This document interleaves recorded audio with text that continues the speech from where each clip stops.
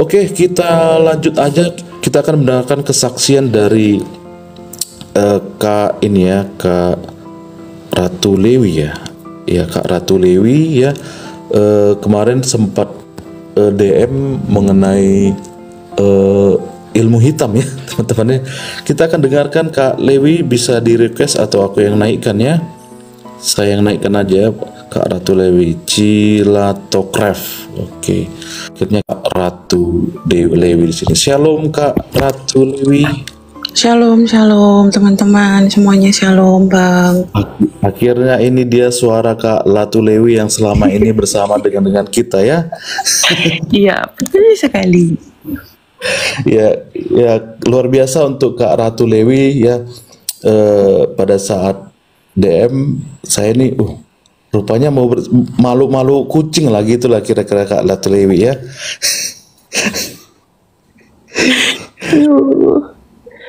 Oke, tetapi ini kita Kak Ratu Lewi diberi kesaksian ya teman-teman. Kita akan dengarkan kesaksian dari Kak Ratu Lewi. Silakan, panggung saya serahkan kepada Kak Ratu Lewi. Silakan. Panggung nggak tuh? Sebelum aku kesaksian teman-teman, aku mau nanggepin sharingnya host dulu ya.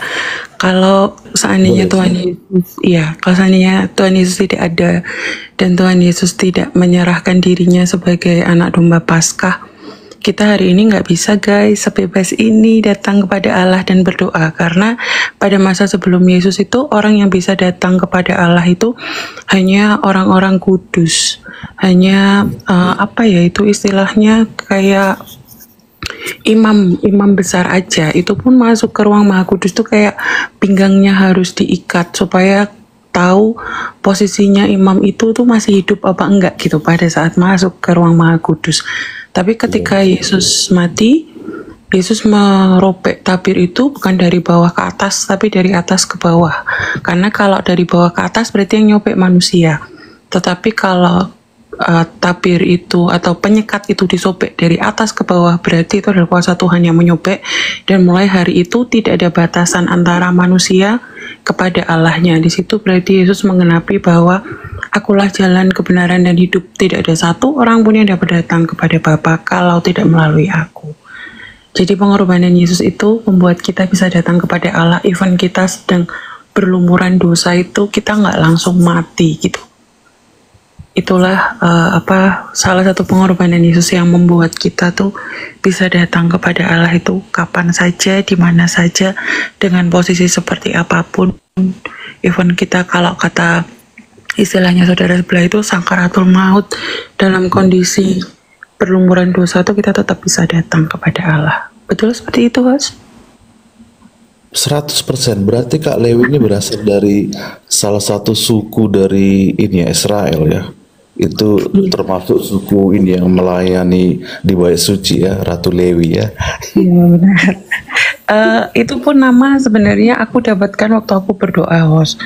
Waktu aku pergumulan untuk melayani seperti itu, kan aku melayani di Singgar. Jadi kayak aku butuh peneguhan gitu daripada Tuhan. Terus tiba-tiba waktu aku berdoa, Tuhan memberikan nama itu Ratu Lewi. Wah, luar biasa ya. Iya, Dari situ dari nama kita langsung tahu ya bahwa ini orang ini ya kerjanya ya di Bait Suci lah gitu, melayani Tuhan ya. Ya teman-teman baca di ini ya di ulangan atau bilangan itu keturunan Lewi itu memang dipersiapkan untuk melayani Tuhan, dan mereka tidak dikasih tanah ya teman-teman, makanya ada perpuluhan dari bangsa, dari suku-suku yang lain. Makanya perpuluhan itu ada karena suku Lewi ini teman-teman ya, mereka tidak dikasih tanah di Kanaan, jadi mereka khusus untuk bekerja di Bait Allah. Luar biasa ya untuk untuk suku Lewi ya. Iya benar. Seperti itu. Nah ini aku mulai kesaksiannya ya, host. Boleh ya, silakan. Okay. Saya akan mood ini panggung untuk Kak Lewi lah. Wah, asik. Oke, gini ya teman-teman, aku harus cerita dulu backgroundku sebelum aku kesaksian. Jadi aku ini adalah salah satu keturunan dari seorang jadi mamahku itu, ibu dan bapaknya itu adalah orang yang terkemuka pada zamannya gitu. Bahkan ada salah satu garis keturunan yang membuat aku tadinya merasa hebat, tapi ternyata itu tidak ada apa-apanya gitu ya di mata Tuhan. Karena ada salah satu raja yang tidak aku sebutkan di tanah Jawa, yang dia itu sangat sakti mandraguna, dan seluruh tanah Jawa itu adalah daerah kekuasaannya gitu. Kemudian beliau ini menikah dengan seorang ratu dari Madura pada saat itu, dan memiliki seorang anak, tapi anak itu tidak dilahirkan karena istrinya berkata bahwa anak ini yang akan nanti melanjutkan tahtamu dan akan lebih gitu. Intinya istrinya bilang bahwa dia akan lebih sakti dan lebih kaya dan lebih segala-galanya dari kamu. Tapi karena raja ini merasa, wow, nanti berarti aku punya saingan dong gitu. Akhirnya si anak ini dibuat gugur sebelum waktunya gitu. Nah, karena pada masa itu raja dan ratu itu sangat sakti, cerita yang beredar dan menjadi mitos, dan ternyata itu terjadi kepada saya, adalah anak yang digugurkan sebelum waktunya itu ternyata adalah rohnya dia itu bisa bertumbuh. Rohnya dia itu bisa bertumbuh dari yang anak bayi belum lahir itu menjadi dewasa. Dan ibunya berhasil menghidupkan roh itu. Kemudian dia yang pada akhirnya nanti akan menuntut balas kepada saya gitu. Jadi seluruh kesaktian itu kayak contoh orang beli gujinya didapat, guji yang indah yang dia mau itu didapat, tapi belum dibayar nih untuk mendapatkan itu, karena dia tidak mau melihat keturunannya itu menerima, apa ya, kayak istilah gampangnya tuh kayak keturunannya ditumbalin tuh, mereka tuh nggak mau gitu melihat ada keturunan yang mati di hadapan mereka, di depan mata mereka. Nah, pada akhirnya hal itulah yang harus saya bayar gitu. Nah, ternyata kutuk itu bekerja dengan luar biasa menurut saya sebagai manusia, karena saya digiring ke tanah atau rumah yang sekarang saya pakai ini adalah tanah dari leluhur saya, di mana si anak dari ratu ini itu digugurkan atau gugur itu di tanah ini gitu. Jadi itu yang membuat kayak pada saat itu tuh kayak perjanjian ini gitu, perjanjian darah ini itu harus terjadi dan harus digenapi gitulah pada saat itu bahasanya mereka, dan akulah yang harus menggenapi perjanjian itu. Itu adalah cerita background story-nya itu. Nah, long short story, pada akhirnya setelah saya tumbuh dewasa dan setelah saya ada, barulah saya tahu dari cerita tetangga-tetangga di sini bahwa tanah yang saya pakai itu adalah tanah yang harganya murah karena kondisi tanahnya itu angker gitu. Nah, cerita yang beredar di tempat ini itu adalah cerita yang terjadi beratus-ratus tahun setelah perjanjian darah itu terjadi.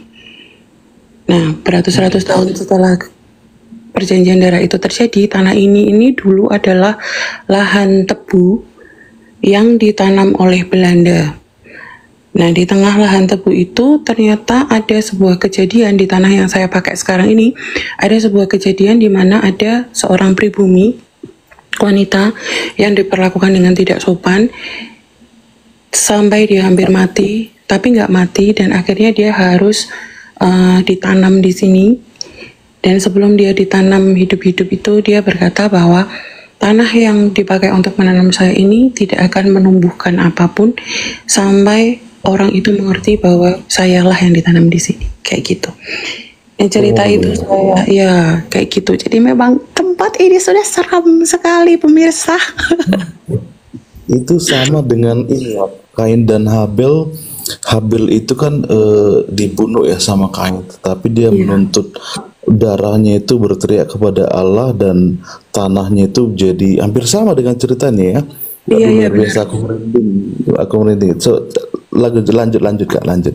Oke, jadi tanah yang dipakai untuk tempat si korban ini ditanam itu tidak bisa menghasilkan apapun. Even itu ku tanam cabai, ku tanam mangga. Lucunya adalah ketika kita menanam buah-buahan di atas tanah itu, buahnya dari luar bagus sekali, matang pohon bagus sekali. Kita berharap bahwa buah itu akan enak untuk dimakan, tapi ternyata setelah dibuka itu luarnya sangat bagus, tidak ada tanda-tanda bahwa itu diserang binatang atau seperti apa, tapi di dalam itu belatungan.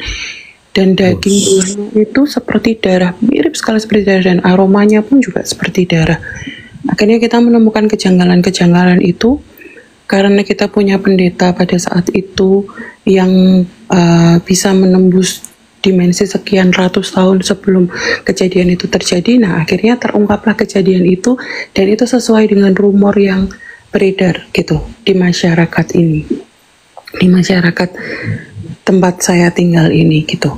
Nah, pada akhirnya setelah hal itu terjadi, karena saya keseringan ngelihat buah yang seperti itu ya, yang seperti daging yang dipotong warnanya tuh kayak ati sapi gitu. Setiap kali buah, mau pepaya, mau mangga atau apapun yang ditanam tuh pasti akan nggak bagus lah hasilnya gitu.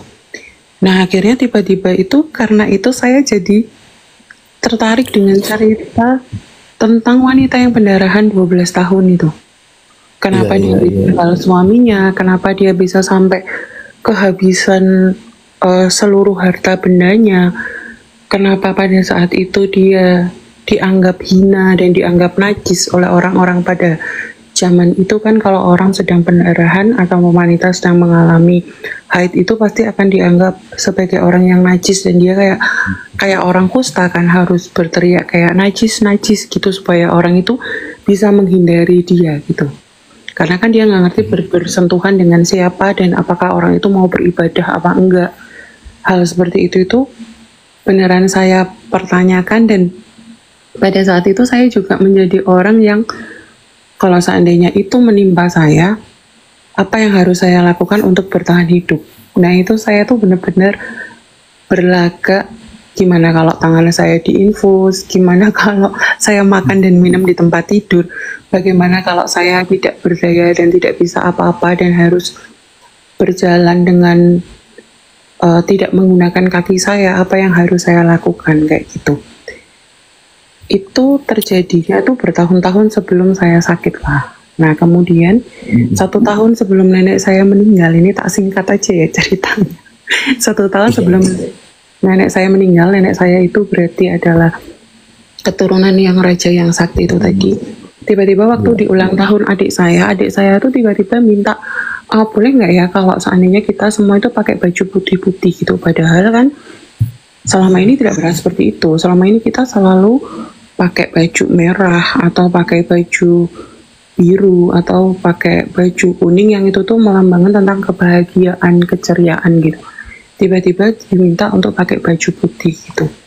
Dan nenek saya itu kasih salam sama adik saya untuk ucapin ulang tahun itu cuman mendoakan yang baik-baik aja gitu.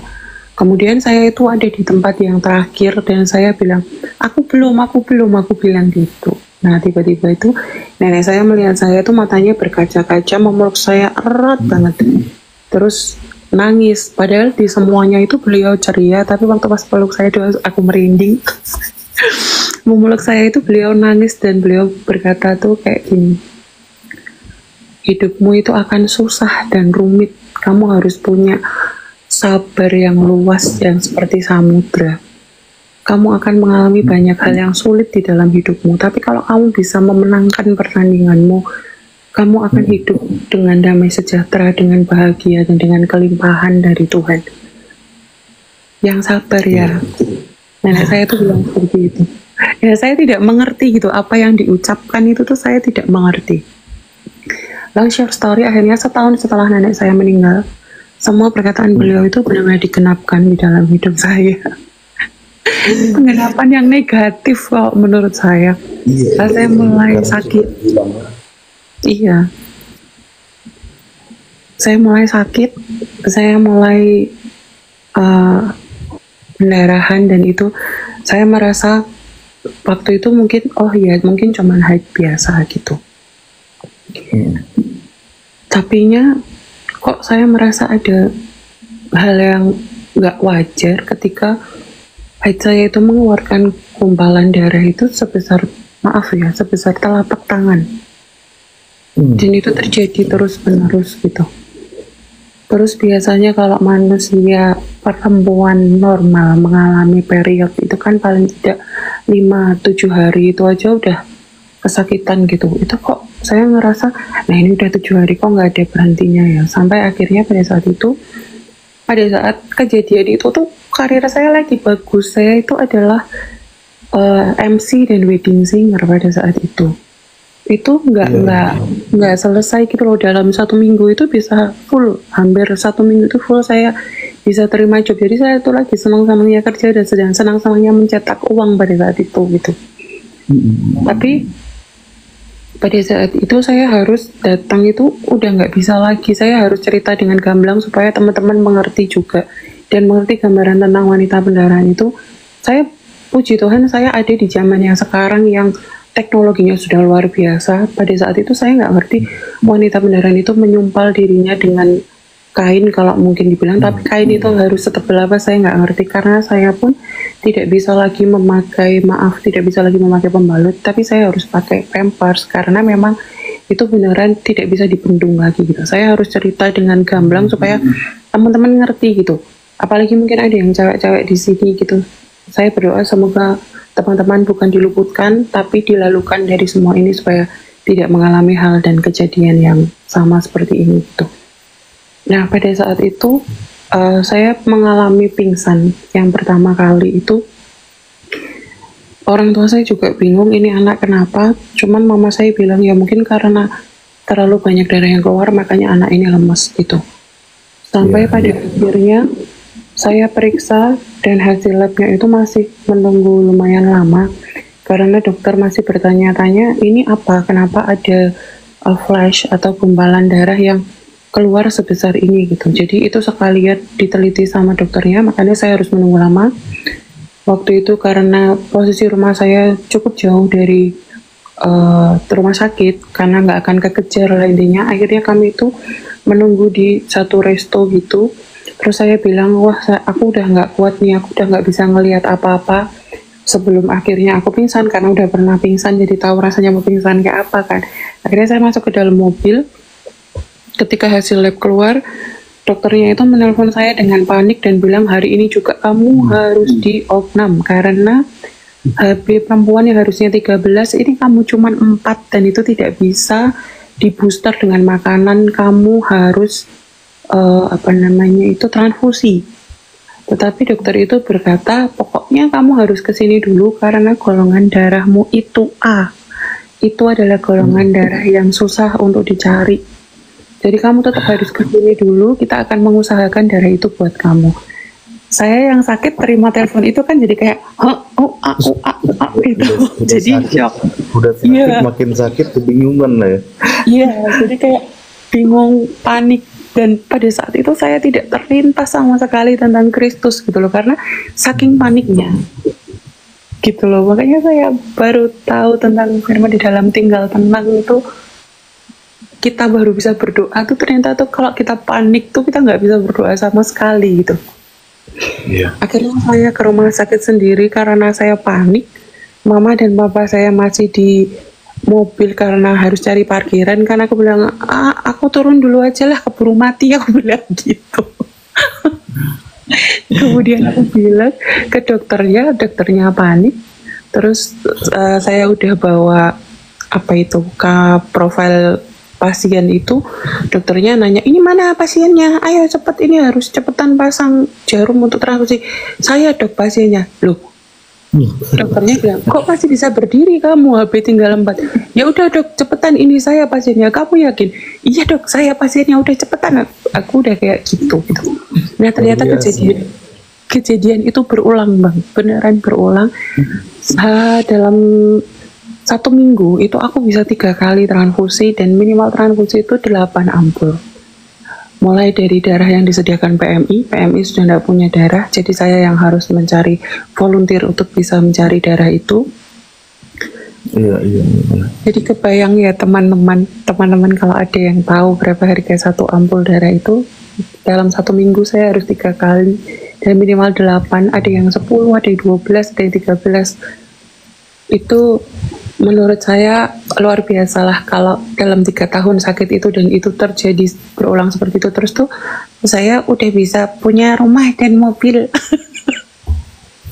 Jadi rumah dan mobil saya itu pun ikut tergulung karena untuk membayar semuanya itu Berarti karena betul betul betul.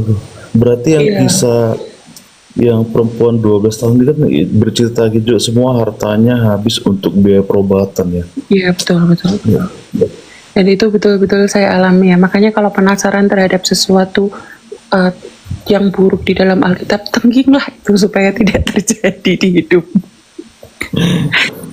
Akhirnya saya kehilangan semuanya, rumah saya harus saya jual, mobil saya harus saya jual untuk membiayai itu karena BPJS sudah tidak bisa mengcover lagi gitu. Ya orang seminggu 3 kali BPJS kayak masih banyak nyawa yang harus saya selamatkan nak gitu ya mungkin kalau BPJS itu adalah seorang bapak. Akhirnya Iya. pada saat itu di kondisi saya yang sangat kritis pada saat itu Tuhan saya benar-benar berdoa kayak nanya gitu Tuhan katanya engkau ada Tuhan katanya engkau membuat anak-anakmu tidak mengalami sesuatu yang buruk gitu katanya badai itu pasti berlalu dan pelangi itu pasti akan datang ini kapan ini jadi kayak 3 tahun sakit dengan kondisi yang sangat kronis setiap harinya itu ternyata membuat orang di sekitar kita tuh juga bosen loh. Makanya aku jadi tahu kenapa wanita yang pendarahan itu datang sendiri dan berjalan sendiri itu mungkin keluarganya juga udah bosan gitu loh. Sesuatu yang mengkhawatirkan kalau terbiasa itu jadi sesuatu yang ya biasa gitu loh. Saya sampai dimarah-marahin karena kamu tuh bisa sendiri, masa iya sakit bertahun-tahun kamu nggak bisa mengatasi dirimu sendiri. Jadi saya itu dimarahin sama orang banyak. Nah lucunya pada saat itu saya tidak menjadi marah atau dendam, tapi saya ya kalau dendam sih itu ya menurutku itu dendam tapi arahnya ke yang positif. Saya bilang one day kalau ada yang sakit saya nggak akan melakukan hal ini kok, mau berapa lama pun kamu sakit aku akan nemenin dan akan berusaha untuk sabar dan tidak mengatakan sesuatu yang justru membuat si pasien itu ngedrop. Itu yang saya lakukan. Nah lucunya adalah pada saat saya berdoa dalam kondisi yang seperti itu saya benar-benar getol minta kesembuhan sama Tuhan.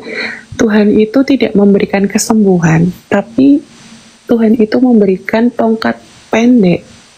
Yang mana pada saat itu waktu saya tanya Tuhan ini apa ya, setahu saya tongkat panjang itu dipakai untuk membantu berjalan atau ketika seorang gembala itu berjalan dengan menggunakan tongkat itu bisa dipakai buat senjata. Tapi ini kalau tongkat sependek ini ngapain? Saya tuh gitu.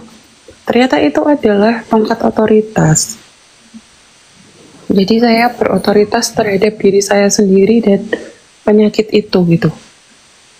Nah kemudian baru kali ini saya itu baru kali itu lah bukan kali ini baru kali itu saya pertama kali mencium aroma wangi yang saya itu nggak bisa deskripsikan wanginya. Ada wangi air, ada wangi daun, pokoknya wangi dan itu tuh wanginya itu bukan yang samar tapi cuma tercium di depan hidung gitu loh Bang.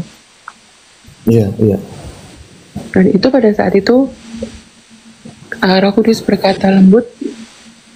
Intinya itu adalah pada saat itu tuh dibilang tak kasih cicip surga dulu lah gitu intinya. Terus aku wah mati nih aku udah kayak gitu gitu loh. Dikasih jaminan dulu tapi kita nggak tahu maksudnya apa gitu ya. Iya benar aku wah mati nih aku udah kayak gitu.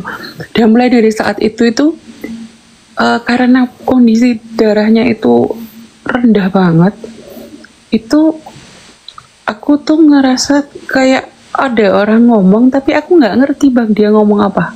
Jadi aku ngerti oh ini suara mama, ini suara papa, ini suara adikku. Tapi aku nggak ngerti mereka ngomong apa gitu loh. Udah nggak nangkep sama sekali gitu. Nah sampai akhirnya pada saat itu karena orang tua itu udah kehabisan dana dan daya ya yang jelas. Itu saya dibiarin aja, saya harus ke kamar mandi itu ngesot. Saya harus Iya bang, karena udah nggak kuat kakinya, karena kan namanya orang Ya, berbaring terus betul kan. ya betul karena udah 3 tahun kan, ya betul kayak bilang Mm-mm. bosan gitu kan. Ya udahlah, udah ini jenuh dan ya mau dibuat apa lagi gitu ya. Iya Luar kayak biasa. udahlah terserah kamu lah mau gimana nih, kita udah lelah sekali gitu, dan orang-orang rumah tuh udah kayak kita sudah sangat lelah sekali nih menghadapi semuanya ini. Jadi kayak aku pun udah berdoanya udah kayak, "Ah, Tuhan kalau mau diambil diambil aja, kalau mau hidup yuk bisa yuk cepet yuk, kasihan nih orang rumah." Aku udah kayak gitu gitu. Iya, iya, iya. Nah pada saat itu saya udah nggak kuat, di tengah ngesot itu akhirnya saya pingsan dan harus ditarik. Terus kemudian mama saya marah lagi karena papa saya dinasnya di luar kota kan. Mama saya marah lagi, mama saya bilang kayak gini, kamu itu harusnya tahu kemampuan kamu itu seberapa. Ngapain kamu jalan-jalan, mau ke mana? Terus aku bilang, aku cuma mau ke kamar mandi. Ya kamu bilang dong, ngapain kamu lari-lari ke kamar mandi? Terus aku bilang, tadi mama kan bilang capek, makanya kamu ke kamar mandi. Tapi kalau kamu pingsan di tengah jalan, kamu bikin susah. Udah sampai Itu digituin. gimana nyebutinnya? Antara kita marah atau udah pasrah atau gimana? Tadi dibilang gini, setelah ini gini. Itu gak, Iya, itu udah campur-campur itu rasanya, itu udah udah campur-campur. campur-campur banget, udah campur-campur banget. Akhirnya pada saat itu adik saya datang dari luar kota, dari Pacitan datang dan ngelihat saya yang udah putih banget dan saya udah yang lemes banget. Terus saya bilang sama adik saya gini, keren ya aku sekarang jadi kuning banget dong kulitku. Oh iya, adik saya gitu. Ternyata adik saya Google, kenapa kok orang itu bisa sakit sampai kuning banget. Tiba-tiba adik saya lari tergopoh-gopoh ngelihat saya. Terus dia bilang gini, maaf ya teman-teman, saya harus bicara yang apa adanya. Kamu itu nggak punya darah, tolol, bukan jadi putih, adik saya bilang gitu. Tiba-tiba dia langsung telepon ambulan, ambulan langsung datang. Terus ambulan, adik saya bilang sama dokternya, dok, kata kakak saya bangga karena kulitnya jadi putih. Terus dokternya bilang, bukan mbak, ini sama dengan mayat hidup.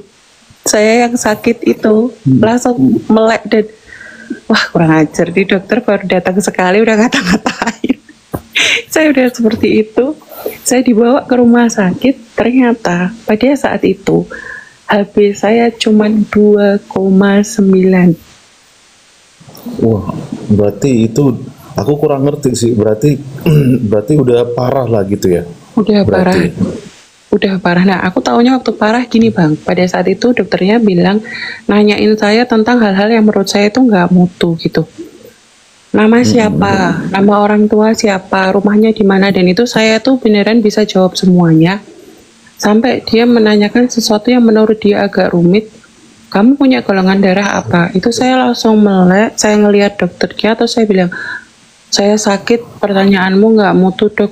Ini yang saya sakit, saya masih bisa mukulin dokter. Parah kamu dok, tak gituin dokternya itu. Terus dokternya tanya, kamu mau minta apa? Minta pulang. Nah dokternya bilang ini, nggak bisa, orang HB kamu harusnya 13, ini cuman 3. Ah 3, 2, 1, terus udah tuh, dokternya gitu. Akhirnya dokternya bilang sama mama saya, dan itu entah kenapa saya dengar dan saya mengerti maksudnya dokternya. Dokternya intinya bilang seperti ini, harusnya manusia normal pada umumnya kalau HB itu tinggal 2,9 seperti ini bu, mestinya dia sudah koma dan sudah tidak bisa menjawab apapun yang saya tanyakan itu tadi. Iya, ternyata dia ngecek kesadaran bang, ini pasien masih sadar kok nih gitu. Habis itu saya hilang sama sekali. Tiba-tiba waktu saya melek udah ada kantong darah dan saya udah nggak bisa ngapa-ngapain. Itu rasanya udah gimana ya, nafas juga tinggal di tenggorokan, badan udah dingin semua, udah nggak bisa ngapa-ngapain lah. Yang bisa digerakin cuman kepala aja. Dan setelah dicek tidak ada satupun penyakit yang ditemukan. Wah. Itu setelah 3 tahun lebih saya mengalami hal yang sama berkali-kali. Akhirnya long short story, setelah saya puasa 3 hari, saya periksa ke rumah sakit yang jauh lebih besar itu saya udah keliling ya. Solo, Jogja, Semarang itu semua udah keliling dan tidak ditemukan penyakit apapun. Di Wow, luar biasa ya. terakhir saya mau mati itu bang, saya udah kayak ya, udahlah Tuhan, I'm give up with everything. Aku Ya, udah itu terserah lah. di situ mungkin ini seperti kisah perempuan itu ya. Dia sudah capek kemana-mana, dia mendengar kabar bahwa Yesus itu bisa menyembuhkan gitu ya. Jadi dia punya keyakinan, dia pokoknya aku harus yaudah, kalau aku kan najis katanya kan. Iya. Yaudah, pokoknya ujung jubah itu kan berarti dia memiliki iman ya seperti kakak. Ini artinya kakak itu udah capek, artinya sudahlah, aku berserah lah semuanya, aku serahkan semuanya kepada Tuhan ya. Kira-kira seperti itu ya. Iya benar-benar udah Luar kayak gitu biasa. udah pasrah lah, sembuh oke, nggak sembuh juga ya mungkin harus ada duri di dalam dagingku gitu kan. Terus itu akhirnya ketahuan lah sama dokter di rumah sakit di Solo sini karena aku tinggalnya di Solo kan. Dan itu penyakit Iya. baru ditemukan 2 minggu. Dan di seluruh dunia cuman Indonesia sama Singapura yang bisa. Dokternya bilang saya akan rujuk ke Singapura karena Singapura alatnya jauh lebih modern. Kalau di Solo ini Indonesia itu yang bisa cuman di Solo bang, di tempat lain belum bisa.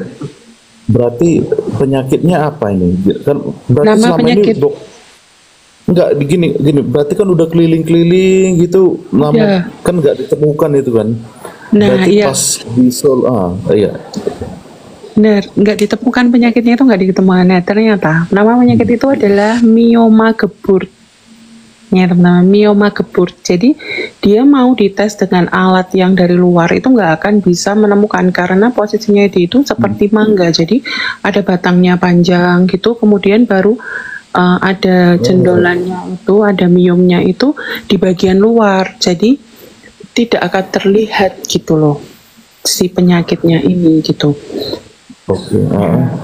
Ternyata pada saat itu dokternya minta untuk dirujuk ke Singapura. Nah, ada lagi nih tantangannya. Wah, itu saya benar-benar kayak Belum selesai ya. belum. Itu kayak saya kayak kerasa kayak, oh Tuhan Yesus, ini mah double kill nih, triple kill nih, ya udah kayak gitu. Pada saat itu, Kirain tadi gini, pada saat Kak Ratu bilang tadi, aku serahkan semuanya kan udah inilah penyakitnya kan udah istilahnya kan ketika dokter menyatakan kalau HB-nya seperti ini seharusnya tidak bisa ngomong kesadarannya itu kan berarti udah mujizat. Ternyata ada lagi ceritanya berarti ya. ada lagi ceritanya bang, saya nggak bisa dibawa ke Singapura karena posisi pada saat itu darah saya itu cuma 5, sedangkan untuk bisa dibawa ke Singapura itu harus minimal 7. Dan check up-nya itu nggak lolos. Dan dokternya dengan sangat gamblang di depan saya bilang, ini nanti kalau mau tetap dibawa ke Singapura, iya bisa metong di tengah jalan. Karena bandara itu banyak penyakitnya. Sekarang bisa ketawa ya, pada saat itu saya kayak, aduh gitu. Gak bisa lah, gak mungkin bisa ketawa. Yang Iya. ada kayak inilah, gimana ya, kayak dunia runtuh gitu. Ya lanjut Kak. Ini seru ceritanya teman-teman. Terus pada saat itu short story akhirnya saya dibukingin kamar dan dokternya bilang ini pakai BPJS aja karena kalau tidak memakai BPJS biaya yang harus dikeluarkan tuh sekian ratus juta gitu. Karena posisinya pada saat itu kan saya masih virgin dan otomatis belum pernah hamil dong. Kalau dokternya bilang kalau ini harus dioperasi secara reguler, itu nanti harus menyobek kantong rahim, sedangkan belum pernah hamil. Takutnya nanti kalau mau punya anak itu bisa lahir sewaktu-waktu karena rahimnya akan membesar kan. Dan sobekan itu nanti juga akan membesar. Nah, kita membuat sobekan kecil aja kalau itu ditarik pasti akan jadi besar. Dokternya seperti itu, jadi harus nggak reguler nih operasinya dan itu memakan biaya sekian ratus juta. Nah waktu itu dokternya bilang pakai BPJS aja tapi harus menunggu 1 minggu lebih karena antrian BPJS-nya. Cuman karena kondisi pasien ini kritis saya akan mengusahakan Bu dalam 3 hari bisa datang ke sini, tolong minta persetujuan dari suami atau pacar atau siapapun bahwa selaput darah ini akan disobek karena tindakan operasi. Dan saya dengan tenangnya menjawab, saya butuh surat itu untuk gereja, bukan untuk pacar saya. Saya bilang seperti itu gitu saudara. Jadi di tengah-tengah hal yang seperti itu, saya tuh menangis gitu loh sama Tuhan. Tuhan, ini udah sakit bertahun-tahun, sekarang harus dihadapkan lagi dengan itu harus direnggut. Kayak apa sih ini gitu loh jadian. Ini apa nih, maunya apa nih gitu loh. Kayak terlalu tubi-tubi banget gitu ini semuanya ini gitu. Terus saya sempat membenci leluhur saya juga. Wah, gara-gara kalian ya aku jadi kayak gini nih. Tiba-tiba ini berarti pas yang ketika neneknya bilang ya, kamu ini hidupnya sulit. Berarti setelah ini ada lagi nggak ya? Coba ceritakan lagi Kak, ini kayaknya seru ini. Kayaknya ada lagi nih aku ini. Ya, setelah itu long short story akhirnya berjalan, dan itu saya nggak harus nunggu 1 minggu, saya cuma nunggu 1 hari karena dokternya tahu kondisi saya sangat kritis pada saat itu dan ini memang harus ditolong. Ternyata pada saat itu saya hampir hilang aja pada saat operasi gitu, dan dokter itu harus masukin darah itu, benar-benar harus masukin darah. Nah, saya melakukan kesalahan pada saat di ruang pemulihan itu. Waktu pas susternya bilang tolong digerakkan ibu jari kakinya, karena kan saya udah nggak bisa jalan tuh karena 3 tahun lebih dirancang kan otomatis nggak bisa jalan. Nah itu waktu saya bangun melek dari sisa bius itu, yang saya gerakkan bukan jempol kaki tapi lututnya yang saya angkat. Lututnya yang saya angkat. Terus sedangkan karena ini kan di Jawa ya Bang, jadi kayak susternya loh bukan dengkulnya itu, ibu jarinya, aduh, susternya langsung gitu. Nah ternyata saya baru tahu kalau lutut dulu yang diangkat itu kakinya bisa lumpuh total gitu loh Bang. Waduh. Itu, nah saya kayak, aduh ini baru selesai operasi juga di rumah dimarahin terus, di rumah sakit dimarahin. Nggak tahu suster, maaf ya, saya gitu. Terus ternyata benar setelah saya berusaha turun dari tempat tidur, karena waktu itu adik saya baru keluar karena dipanggil dokter karena mama saya belum ada, jadi kamar bangsal itu kosong Bang. Karena saya kebelet saya harus ke kamar mandi, sok sehat nih anaknya nih. Tiba-tiba saya turun karena ngerasa udah sembuh kan. Tiba-tiba saya turun, kubrak, jatuh. Loh kok kakiku nggak bisa digerakin. Terus aku nangis, Tuhan masa iya toh udah sembuh tapi malah nggak bisa jalan. Saya gitu. Ternyata saya harus terapi jalan. Waduh. Itu. Jadi karena 3 tahun tidur terus itu, mata kakinya itu sudah tidak punya apa istilahnya muscle memory tentang bagaimana berjalan gitu loh Bang. Oh, oke. Jadi pada saat itu saya belajar jalan tuh, saya ingat banget jalan saya tuh lututnya tuh ketekuk gitu loh, nggak bisa berdiri tegak dengan sempurna gitu. Itu aja dokter sudah menganggap ini progres bagus karena belum ada 1 minggu udah bisa jalan di titian, karena dan itu pakai tangan 1 gitu loh, even belum sempurna jalannya. Dan saat itu saya ingat nih, Tuhan pernah kasih tongkat otoritas sama saya harus bisa gitu. Jadi di dalam sakit saya tuh banyak sekali Tuhan memberikan mujizat, dan Tuhan ajarkan ke saya tuh apa rancanganmu tuh bukan rancanganku gitu loh. Kamu minta kesembuhan tuh ya belum waktunya. Kayak kemarin Kak siapa ya yang nanya, kenapa sih aku nggak disembuhin dari kemarin-kemarin, kenapa baru sekarang gitu kan. Iya itu pun yang saya alami saya. Ya. Oh iya. Ya itu pun yang saya alami gitu loh, penundaan 3 tahun lebih untuk itu. Udah orang-orang itu udah kayak ya seperti itulah, mereka udah kayak bingung, udah ngerasa kayak apalagi ya yang harus harus dikorbankan gitu. Udah nggak punya apa-apa lagi nih, udah seperti itu gitu. Jadi sakit saya dan penyembuhan saya ini membuat positioning Tuhan di dalam hidup saya itu jadi berubah gitu loh. Switch. Kalau kayak abang kemarin bilang kita itu adalah sahabatnya Tuhan gitu. Jadi Iya, jangan betul. cuma minta gitu loh. Tuhan itu juga pengen kok ngobrol sama kita. Karena ternyata setiap kita itu hidup tuh punya tujuannya masing-masing, punya apa ya, purpose-nya masing-masing gitu. Ya, cerita masing-masing di hadapan Allah. Nah, betul sekali.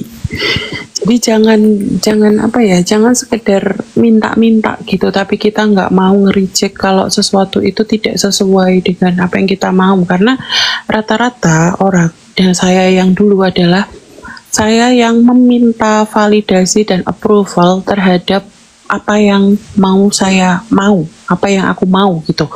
Bukan terhadap apa yang Tuhan mau di dalam hidup saya gitu. Padahal kan jawaban doa itu iya, tidak, dan tunda kan. Ya, Kalau tunda kita mungkin masih bisa ya sabar lah gitu. Tapi kalau Tuhan jawab tidak, itu kan kayak seolah-olah kita yang tersakiti gitu loh. Kok nggak sesuai sih sama harapanku gitu. iya. Padahal mungkin yang kita sodorkan ke Tuhan itu satu apel, tapi Tuhan yang mau kasih kita tuh, kamu itu mau tak kasih kebun apel loh, kok malah Betul. mempertahankan satu apel doang gitu. Iya. Iya, kayak gitulah Bang, kira-kira. Jadi pada akhirnya eh relate-nya dengan apa saya harus membayar semuanya itu, lucunya adalah Tuhan meminta saya untuk, kan saya tadi bilang kalau benci banget kan sama leluhur saya yang membuat saya menjadi seperti ini, harus membayar semuanya ini gitu. Betul. Sedikit lagi pada saat proses mau sembuh itu saya mencari, karena pendeta saya bilang tolong dicarilah ini, pada intinya kamu yang harus membayar itu tadi, analoginya guci yang sudah diterima sama leluhurmu itu. Dan saya itu mencari ke salah satu situs kerajaan yang ada di Solo ini, karena beliau berasal dari situ. Dan pada saat di situ kan pasti ada kayak guide-nya itu, tahu kalau saya itu didatengin sama leluhur saya itu. Iya. Dan saya melihat ada banyak sekali janin-janin yang digugurkan pada saat itu, dan semuanya meminta saya untuk menebus mereka. Itu saya nangis sejadi-jadinya. Itu yang membuat saya benci banget, kayak kamu sakti, kamu oke, kamu luar biasa, kamu dikdaya, tapi kamu meremehkan perempuan dengan membuang banyak sekali nyawa, dan aku yang harus nebus, yang nggak ngerti apa-apa tuh, maumu tuh apa sih, kayak gitu loh. Jadi pada saat itu saya dendam, saya bukan main. Saya kayak ngerasa aku tuh nggak kenal loh sama kamu, dan aku yakin kamu juga nggak kenal kok sama aku gitu loh. Kenapa harus aku yang menebus semuanya ini dengan jalan yang seperti ini? Aku udah kehabisan semuanya loh. Oke kamu kaya, oke kamu oke, tapi aku gimana? Aku juga nggak mungkin minta sama kamu. Kalau aku minta sama kamu, aku tahu itu nggak gratis, karena nggak ada satupun di dunia ini yang ngasih sesuatu gratis, terutama hal yang buruk-buruk, yang mistik-mistik itulah.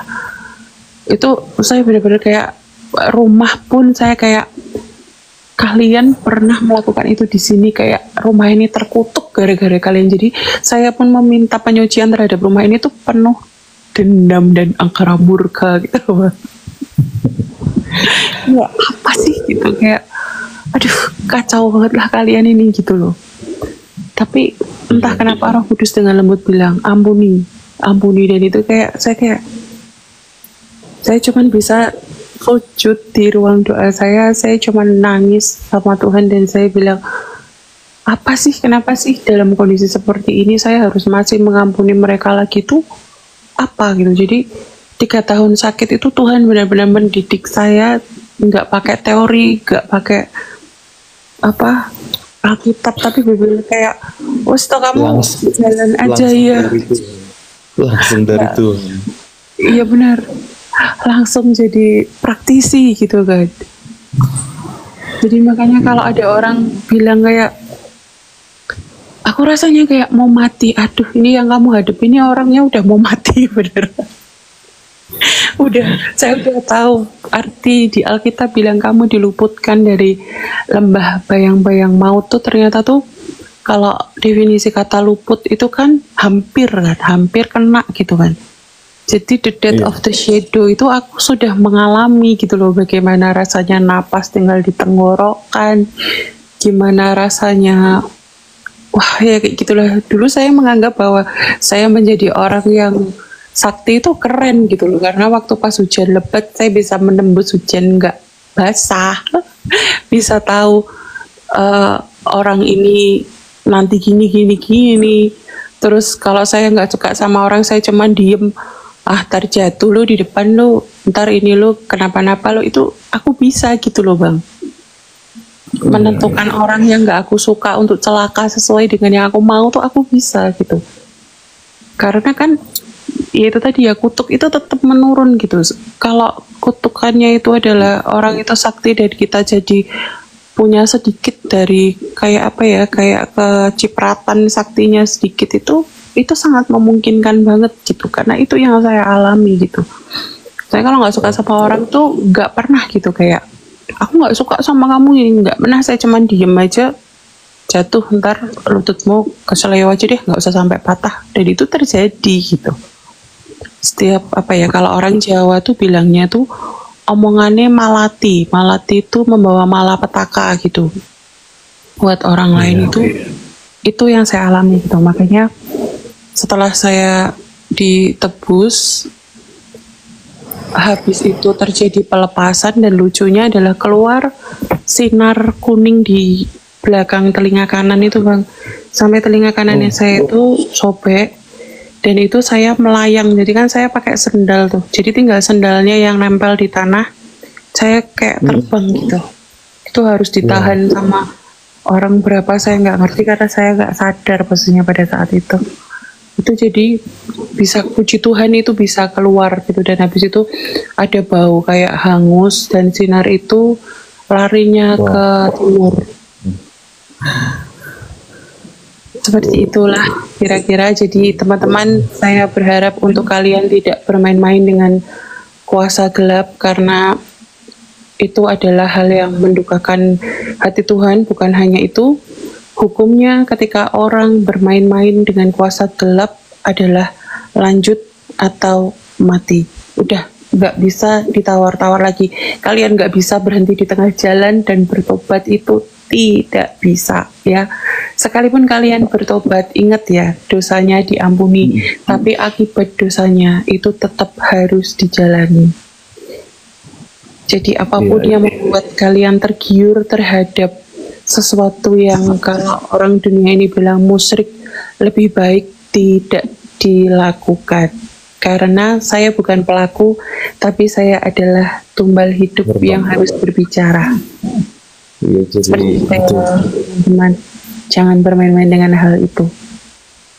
Oke, luar biasa ya buat Kak Putri. Berarti istilahnya semua perbuatan masa lalu dari turun temurun, berarti semua kemurkaan mereka ini dilimpahkan kepada Kak Ratu berarti ya, singkatnya ya. Benar-benar. Ya puji Tuhan ya, kita bersyukur buat ini ya, orang-orang yang di belakang Kak Ratu Lewi itu sangat aku acungi jempol buat mereka yang membawa Kak Ratu Lewi bisa berdoa seperti itu.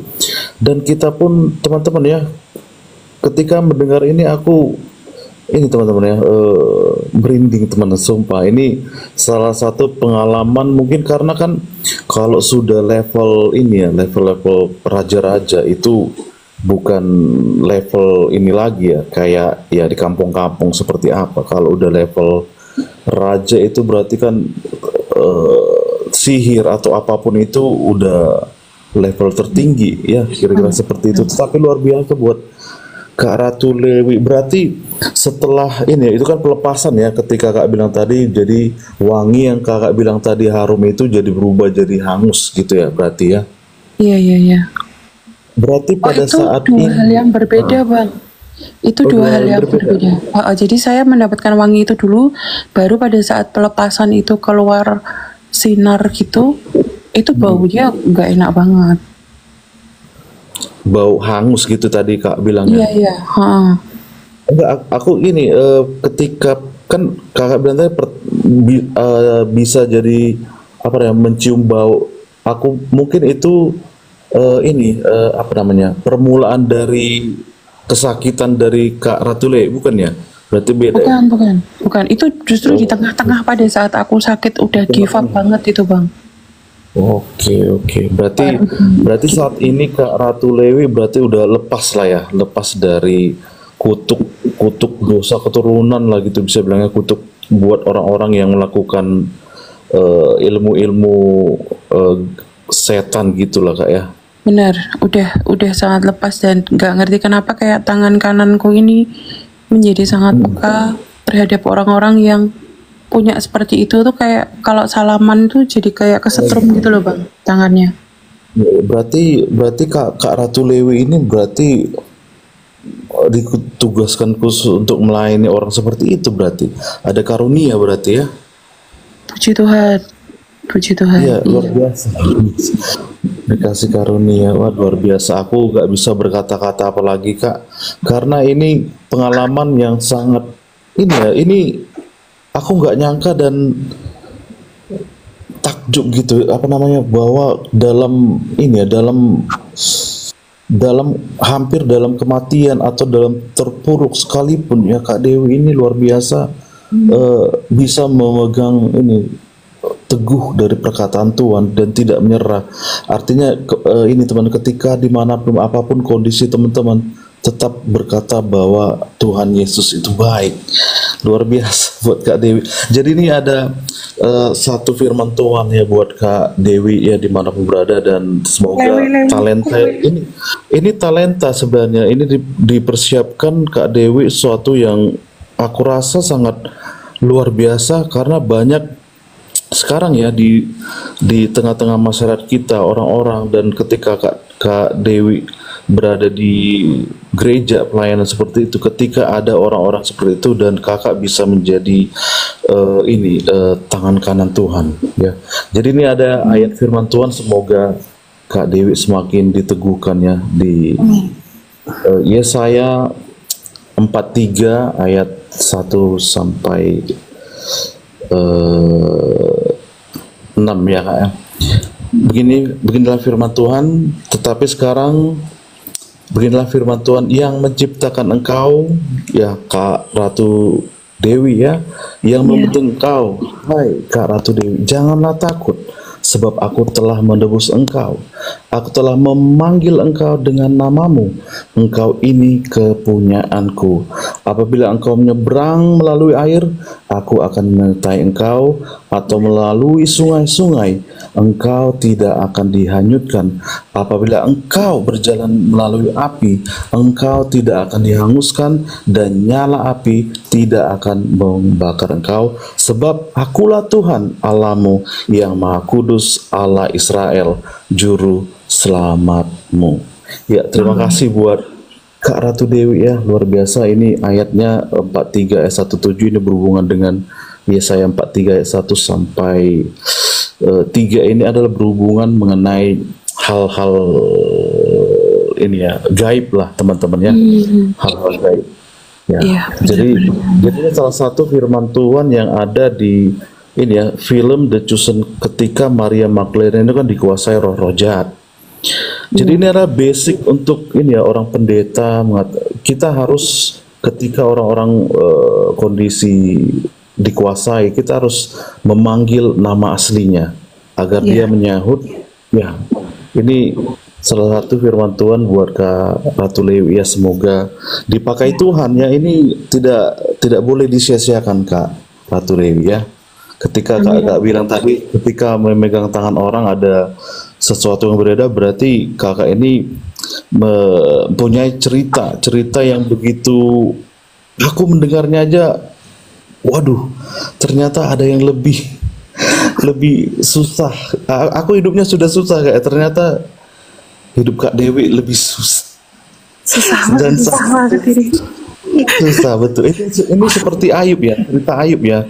Dia tuh orang kaya di kawanan itu, belum punya banyak, istrinya, anaknya dilenyapkan, dihabiskan ya. Tetapi dia apa? Tetap bersabar, berpengharapan kepada Tuhan, dan ini ya tetap ya percaya bahwa kita sudah diselamatkan. Kita dibentuk agar hati kita itu benar-benar murni ya. Ketika Kak Dewi tadi bilang sudah sembuh tetapi masih ada dendam, ya itu artinya oh ini kamu belum murni nih.